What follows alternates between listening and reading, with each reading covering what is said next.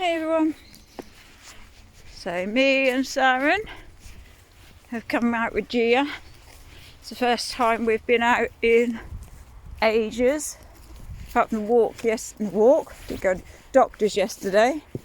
Apart from that, all this was flooded last time we came and that's all mud, look. I haven't been out since when I came out with Neo the other day. So I don't think I've been out since Friday. And so me and Sarren have come out to walk Gia.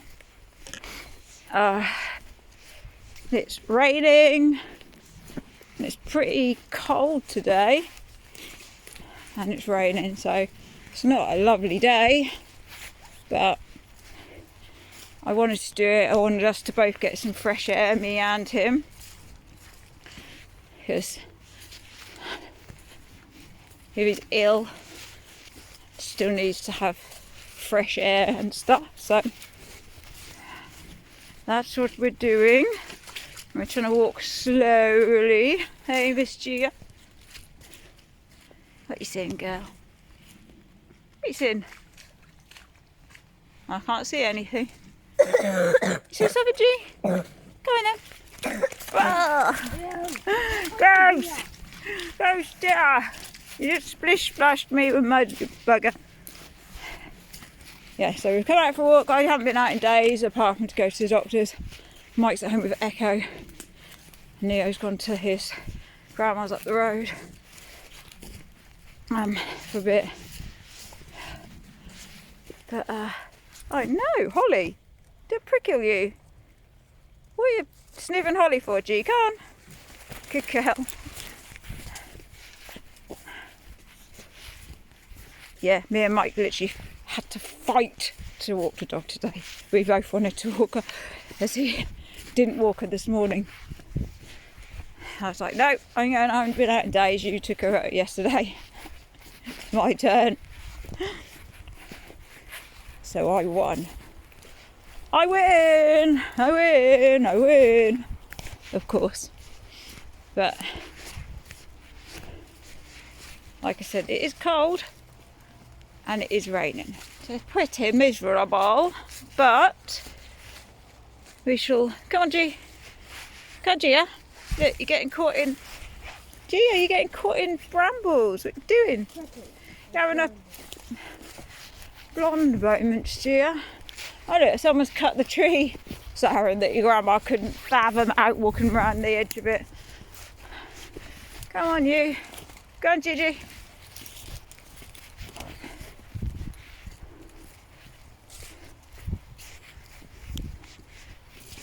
I was just saying, oh, every time, isn't it? Every time. So, I had, I don't know if anyone has listened to the poem I wrote years ago that I put up the other day. That I wrote it absolutely years ago, like decades ago, and never had the guts to put it up anywhere or read it out or anything. Look at how the water's decimated all of that. That's all water and that's all just mud. Yeah, I only just got the guts to put it up, and I put it on TikTok and a woman messaged me and wants me to I don't know, she keeps going on about it being published and all this stuff, that it made her cry, and she's had a skill, a little grey skill. She's a published poet. Oh, and she wants me to speak to publishers on my behalf and put it in for poetry competitions and all stuff like that. So this is a complete stranger. So, and she's American, so in America. So I have no idea, but she just keeps messaging me, and I'm like, well, I kind of have published it because I posted it. That's kind of like me publishing it, isn't it? So I put it up, I wrote it, I read it out, and I posted it. Like, that's basically published. Or am I incorrect in thinking that? Like, I don't think you have to be like a, I don't know, but she really is pushing that it needs to be put into competitions. And oh, look, a lovely, Gia, that's a hunting bag. That's gross. Yeah, it's like throw it in the thing. It's a hunting bag thing that they put the scent of dead stuff on, and then they send it with a dog. Lovely. They've dropped it. Yes, I don't know what to believe. You can't believe much of what you see, hear, or whatever on the internet, can you? Some woman in America's randomly telling me to publish my poem, and she can help me find a publisher, and it's like a 2-minute poem. It's not like I've written War and Peace, is it? It's like a 2-minute amateur poem I've written, and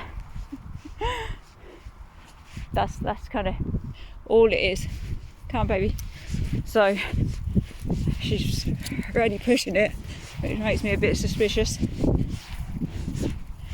But the thing is, with stuff like that, you put it out there and people can just steal it as their own anyway, because people are like, they can your photos, everything, your videos, everything. I wonder how many of me there are in this world. How many people have stolen my photos, my videos?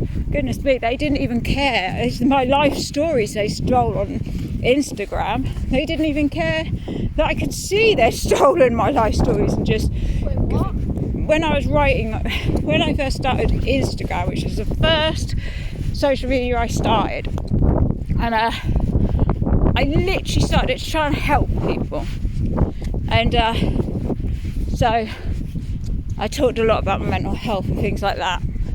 And at one point I said, let's do this thing. Everyone now screams for mental health, and that's great. There's a lot of stigma been taken away from it, but now everybody screams it, but they still don't show. They won't talk about the medication and stuff like that, or what they're prescribed. So I said, right, so I openly shoot all medication, called it medication mayhem. And I said, okay, if you all want to scream mental health, now let's do it properly and talk about the medication and stuff like that. And that one long post I wrote, that night I think we got 3 phone calls from one from India. Like, it was crazy. Like, this hashtag I used, and we got calls from all over the world, and it was really weird and really strange, and me and Mike were like, what is going on? But because I wrote my life story later on, so that happened, I did that, so I thought, right, bloody hell, I might actually be able to help people. And so I started writing like my life story and things.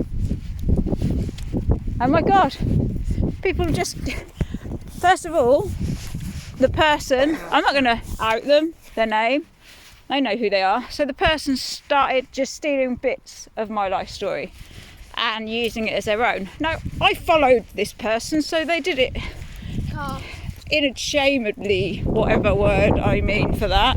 They knew I could see it, so they didn't care. So they'd take bits, dead on, take bits and pieces from what I'd written and use it in their own to sell mental health products, like pebbles with affirmation cards and things like that, just stuff for mental health, preying on people with mental health conditions basically by using my story, so not their story. And then someone else did it, and someone else, and it ended up being 3 people. And then it got to the point where they weren't even bothering to just chop it. They literally copied, cut and pasted my story on their page, just changing the names. That's all they changed. And I done a post then about that. That's disgusting. You want my life? Jesus Christ, you wouldn't have wanted my life in a million years if you wanted my life.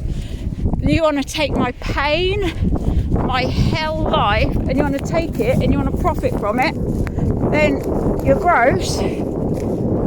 Can't see it but can hear it. Good luck with that.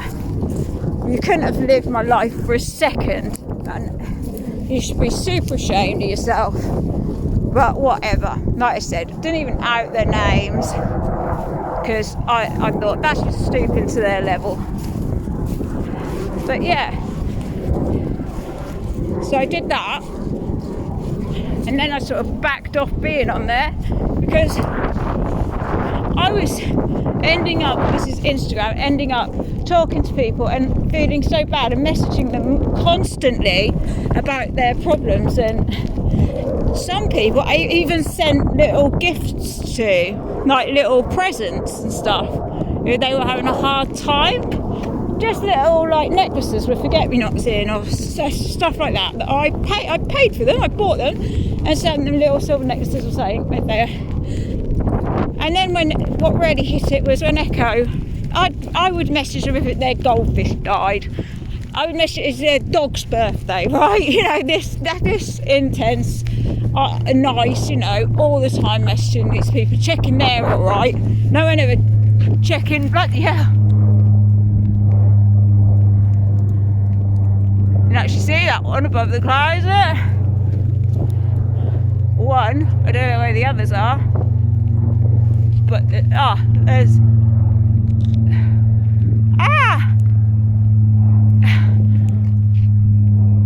there.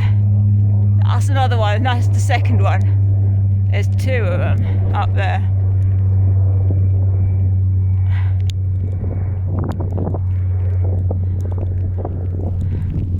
That's crazy. First time I've ever seen them above the clouds, right, sir? There, look. Your story?